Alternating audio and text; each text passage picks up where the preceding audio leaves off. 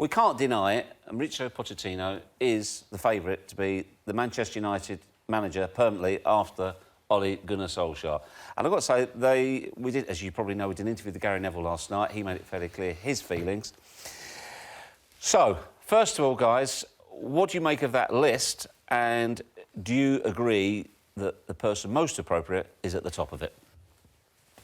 I agree. I agree. If I was Manchester United, I'd be going all out for him, and I believe they will in the summer.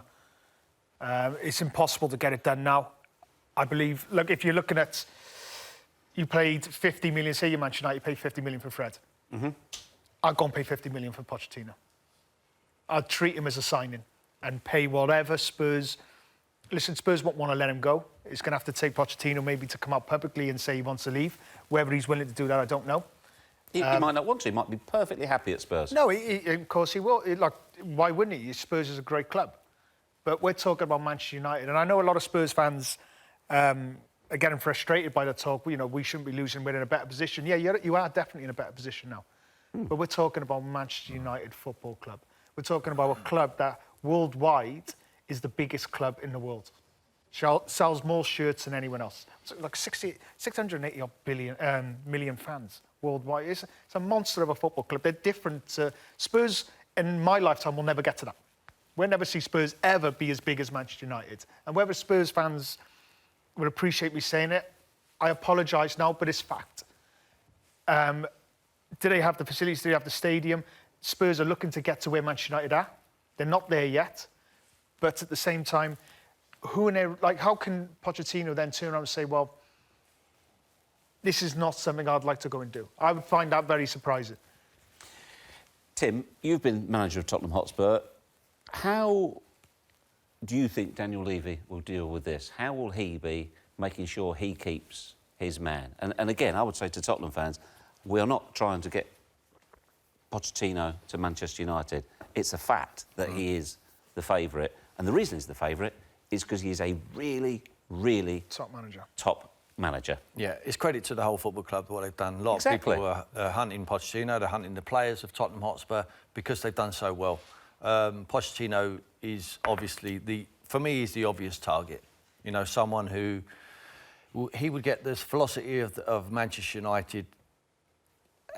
He would never, ever talk against the board. He sings us the same hymn sheet as the board members, and he keeps it to the letter of the law. You'll never ever see him turn on the football club. He would never ever do that for his own benefit. Would he want to do it?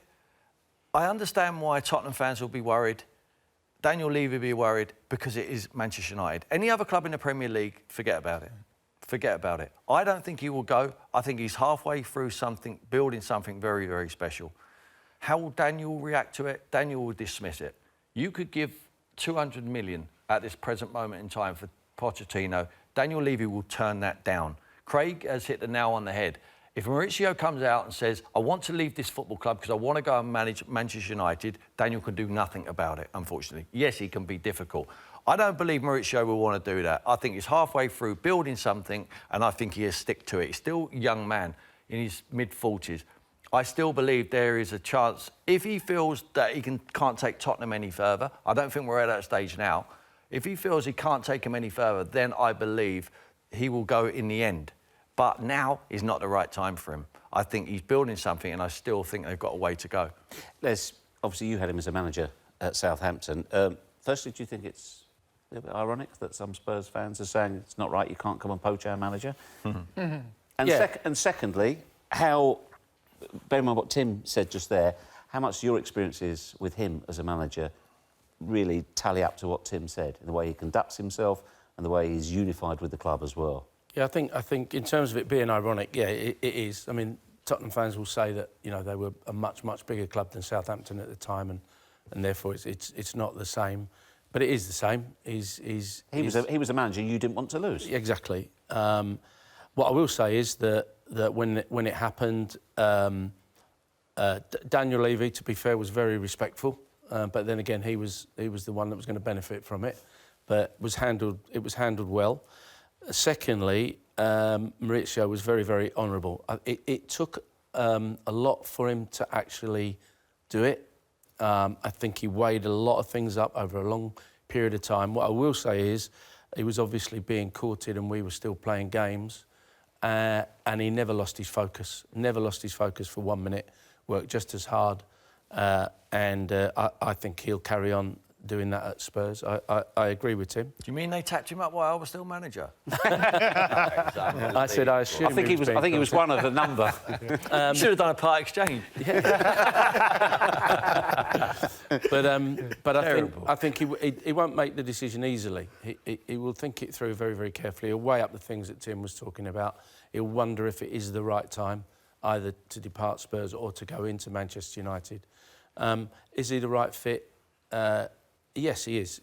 He's an excellent coach, excellent human being, great manager, and I agree with Tim that in terms of what Man United need, then he's probably ticks most of the boxes. But despite what Craig said about the size of Manchester United, Merce, has the gap between Tottenham and Manchester United shrunk? Is it Manchester United in terms of the size of the club? But in size of the club or in... No, not the size of the club. In the players-wise? Yeah. It's gone the other way, hasn't it? Tottenham are a better team than Man United. Long way different. So that's Much what I'm better. saying. Is it not... Perhaps a few years ago, Tottenham or Manchester United, it's a no-brainer. Is it less so now? This is a big decision for the whole of Tottenham. I mean, they're moving into a massive new stadium. They've got unbelievable players. They have got very, very talented football players. If he goes, the whole thing explodes. These players will be straight in, knocking on the door, going, I signed because of the manager. The manager's here. You know, all the pictures are with him signing. They're all on 5-6-year contracts. There'll be uproar. There'll be uproar. This is the last thing Tottenham Hotspur want before they move into a stadium. Honestly, there'll be uproar. I mean, I can't imagine... If he goes, I can't imagine Dele Alli stand. I can't imagine Kane stand. I can't imagine Eriksen stand. I can't imagine any of them stand. That's a bit over the top, isn't it? Why? Well, because... They're only there for the manager. They love the manager. They play for the manager. He's a top manager. Who are they going to bring in Tottenham Hotspurs if he goes?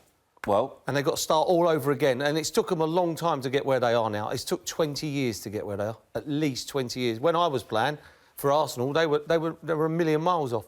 It's took them 20 years to go past Arsenal, past Man United, and all of a sudden that could just go in like that.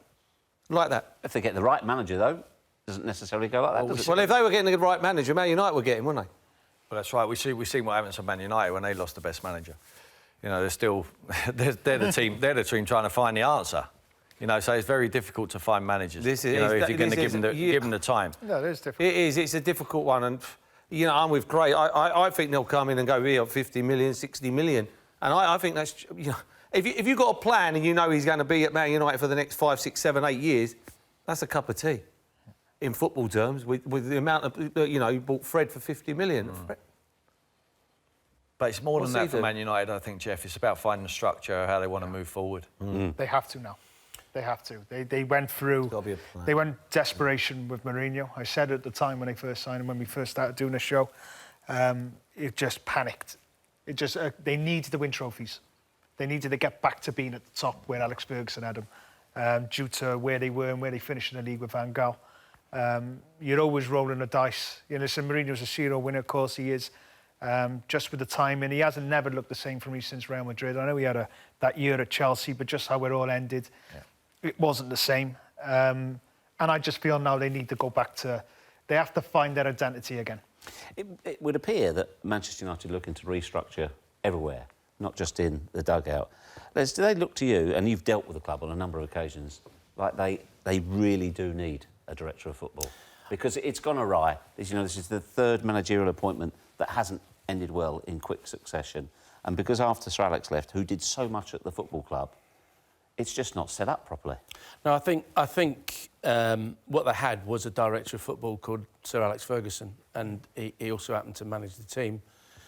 He brought in some excellent coaches during his tenure there.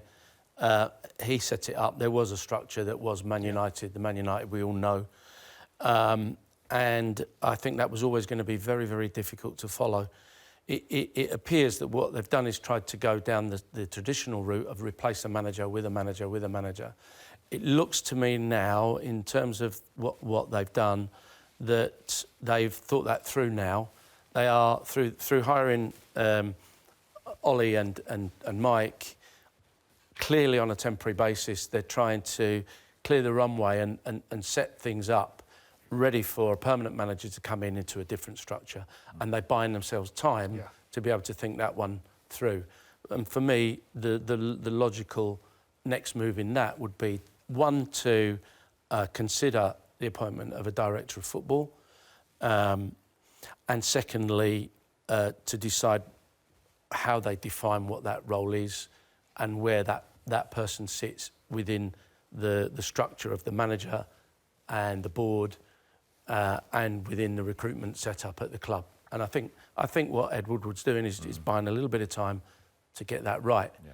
Because the next manager has to move into something that can that is right, rather than just say, you're the new manager, can you do better than the last guy? Putting the foundations in, isn't it, Les? It's like Man City did it. You know, it was Man City bring two guys from Barcelona, so we all knew who was going to come in there. He was the cherry on the top. Pep come in. So it'd be very interesting to watch what Manchester United do now. And I think they've probably learned from Arsenal in terms of what Ivan Gazidis did when he knew that Arsenal's time was up. They started to restructure behind the scenes, under the radar, and then brought in Unai Emery with a whole setup ready to go. But the owners must see that as well. Surely they do. You look at Ed Woodward. Look, if you look at Manchester United, they're making more money now than they've ever done. So is he doing on a business sense, is he doing well at Manchester United? Well, that's one of the core criticisms. They're making lots of money, but they've lost their way on the football pitch. Yeah, well, now that's the perfect case to go and get a director of football. Go and get someone who can make football decisions and then get back to the structure of your football club, because Les is completely right. So I'm sure it'd be a relief. It must be. It must be a relief to Ed Woodward to say you're no longer in charge of the footballing side of things. Your expertise is on the business side. Quite clearly, you're fantastic. Yeah, keep that going. They've made a decision to get rid of Jose Mourinho, and their price on the stock exchange today is out of sight. So forget 50, 100 million, what it cost them to get a manager, and they've made that today. Yeah, it went up just by making a change. 100 million, didn't it? 100 million. Yeah, like and that. It was going down. And how many clubs can do that? How many clubs can do that? Listen, let's not get obsessed with the idea that Poch is definitely going there. Yeah. Zinedine Zidane is a very interesting one, in that if you think, not just because of his nationality, but with the aura that he has, do you not think a player of his stature, or indeed a manager who, let's be honest, he amazed all of us, first time of asking, bang, bang, bang, delivered, could you see him being a fit for Old Trafford? Not really. No? I mean, them days are long gone when managers come in and all the players go, wow, he's a brilliant player. They ain't bothered. It'll probably give you a week. For about a week, they'll be going, oh, I want to impress him. And then after that, when he shouts at a couple, they'll be like, well, he was finished, he's washed up. Do you know what I mean? They had one of the best managers in the world. None of them wanted to run around. He won everything. He's a serial winner. He's the one person I can't sit here and I feel hard to talk about, and is Mourinho, because he was that good. I know he's lost his way a bit, but these players should have still worked their socks off for it. I watched them at Valencia the other week, right? You're in here. Yeah, once in a lifetime, right? When you're playing for a big club like Man United, the pressure's on. Don't get me wrong. They play under severe pressure week in, week out. If they lose to Cardiff 1-0 this week, it'd be headlines. You play for someone else, you lose at Cardiff 1-0. Oh, it was an off day, you know, Cardiff played well. That's how they play. They went to Valencia with no pressure on them at all, where you can go out and express yourself, get on the ball, play 1-2s. Pogba can go and run the show like Paul Scholes used to do every week. Who's not even the same class as Paul Scholes. But he could have done that last week. They didn't have one shot in the first half. Not one shot. Valencia made 8 changes. I mean, it was embarrassing. It's embarrassing. How them players can go out this weekend and run around like maniacs at Cardiff is embarrassing. It's embarrassing. But it will happen. And that's what's happened with Zidane. Is Zidane want to come in? They ain't going to worry about Zidane. He was the best player in the world and they couldn't lace his boots. They'll be going, I'm on a $1 a week. What was you getting? So, hang on, you're insulting the players' professional pride there. What's their professional pride? They're Manchester United and they're hovering around 8th for 9th. They're hovering. They're hovering around there. What are they doing? What are they doing? They start, you know, you've got to start having... It's always the manager, we didn't like him. Oh, sorry. Was he shouting at a few people and he picking a few people out? That's the name of the game. You know, I've seen a mate of mine who was one of the best I've seen coaches. Kevin McDonald's been suspended from Aston Villa because he's shouting at people. Shouting at people because they give the ball away. I mean, come on. It's just like, it's all nicey-nicey. These are proper players. They're good players. They're good players. They're playing for the best club in the world. In the world. Don't let anybody tell me that they're better and Real Madrid are bigger and Barcelona. This is the biggest in the world, as Craig said. There's no one bigger than Man United. No one bigger than Man United. Oh, my God. They should be running around like maniacs every week. Every week. Now, you watch them at Cardiff this week. You watch. They'll have to wash their shirts this week. You stop They'll be shouting at me, you're sweating. They'll be sweating. Honestly, shout at anybody anymore. You know, you talk, they had one of the best managers ever. One of the best managers ever, and they made him look embarrassing in the end. Do you think that's possibly the biggest thing on the in-tray, then? If Manchester United haven't already identified exactly who their next permanent manager is going to be. They know who they're going for. Oh, yeah, of course. They know who they're going for. Now, I agree again with Les. They've just got to build everything in place to try and make that move happen. We're talking about, you know, before Southampton, you believe he would have had information or through another party that they'd be aware that Spurs wanted him. Yeah, I mean, that's do you not think? practice. But do you not think that's already started now? Yeah, but that would happen, yeah? So say they want Pochettino. I'm just off, you know. Sure. So they'll be talking to him, or they'll be talking... Well, not him or his agent. His agent will be talking to him. Would he be saying who he wants to be the director of football, or would that be Man United's thing? And then he comes in as director of football, and then he comes in and he goes... And there's a clash and they don't like each other. Clubs always there's a problem wanted to straight be away. So would they talk... Clubs wanted to always to be their appointment. Yeah, it's got to be independent. But it depends how much you want a certain manager. Right. Because he would maybe like...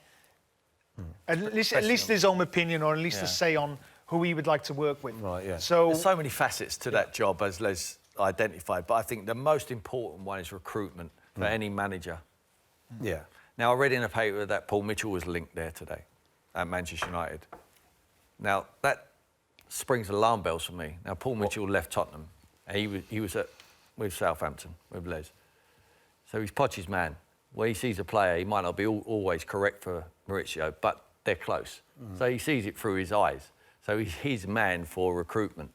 Now, if that was to happen, and he was to come in as a sporting director or whatever the title, head of recruitment at Manchester United Football Club, I think the alarm bells will start ringing very, very loudly at Tottenham. But I think that's why whatever club it is, in this case Man United, have to define what that role is. So if do they want a director of football, or do they want a head of recruitment?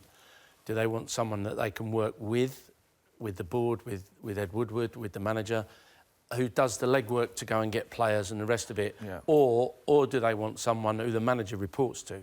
Because the other thing about it is, I sometimes I think, you know, even in Jose's situation, but sometimes a manager just needs someone that they can talk to, that they can bounce things off, that they respect. A buffer between them and the board. A buffer between them and the board, or just someone that they can develop a really good relationship with, who they respect, who is prepared to challenge them when maybe their assistant coaches are not. And I think you know, that all comes into what's the definition of what you want. And I think one of the things that's missing in the clubs where there is nobody in that role, some of them appoint really good assistant managers who actually play that role. And I think that's what Mike Phelan's going to be doing with Ollie in the interim. I think Zlatan was a big miss for Man United. Yeah. I think he was one of them players that he had him in the dressing room with Mourinho, where you don't have to keep on listening to the manager's voice, and he would have picked players out. He wouldn't have had that. He wouldn't have had what's happened in the last 5 or 6 weeks. Some of the results, 2-0 down at Southampton, and getting run ragged against Liverpool. Getting run ragged. Let's be honest. People go, "Oh, they were trying. Well, really? They got battered. It was embarrassing." I think you're right. And I think Zlatan would have gotten in there. He'd have gone in. He'd have started digging people out. And And when that happens, and we'd have seen that years ago, you'd have seen that with Roy Keane, with Sir Alex Ferguson. He'd have sat back, Roy Keane would have come in, and he'd have gone like that, and he'd have been picking people out, and Schmeichel would have been going mad, and all the experienced players, and then they'd all calm down, and then Sir Alex Ferguson would have his say. But normally a manager has his lieutenants in the dressing room. Where were Jose's? That's what I mean. That's why I think that's why Zlatan was a big miss. Chelsea, surely he wouldn't just have one, would he? Yeah, he's most successful. He had Drogba, Chelsea. Terry, Lampard. He had all them. He had a cartel there. Yeah. And straight away kept him on side. They policed the dressing room for him. Sir Alex Ferguson had that at Manchester United. So when the boys are coming off that bus, and they think they can come off. The young lads are coming off with their woolly hats in July and their headphones, and they're bowling off the bus. The Man United boys say to them, "Hey, what are you doing? We're going to work. The senior pros. We're going to work." Fergie didn't have to tell them that. They said, "We're at Manchester United. That's not the way we look." So when they used to come off the bus, they were different to other teams. They were smart. They had the black suits on, they had the ties on, they was all done up. They were ready to go to work. It was time to go to work, Jeff. And they policed it.